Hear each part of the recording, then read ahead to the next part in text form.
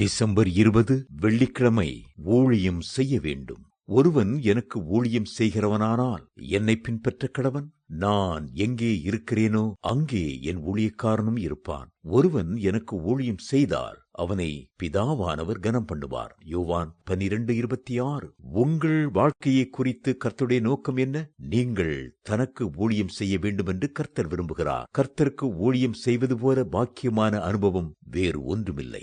உலக பிரசித்தி பெற்ற ஊழியக்காரரான பில்லி கிரஹாம் சொன்னார், அமெரிக்க தேசத்தின் ஜனாதிபதி பதவியை தந்தாலும் கூட நான் அதை ஏற்றுக்கொள்ள மாட்டேன். உன்னத தேவனுடைய ஊழியக்காரன் என்று அழைக்கப்படுவதையே நான் விரும்புகிறேன். பூமியில் தேவனுடைய ராஜ்யத்தை ஸ்தாபிக்க அவருக்கு ஊழியக்காரர்கள் தேவை. சாத்தானுக்கு எதிர் நின்று அவனுடைய ஆளுகையிலிருந்து ஜனங்களை விடுவிக்க ஊழியக்காரர்கள் தேவை. கர்த்தருடைய சார்பிலே ஜனங்களுக்கு நன்மை செய்ய அவருக்கு ஊழியக்காரர்கள் தேவை.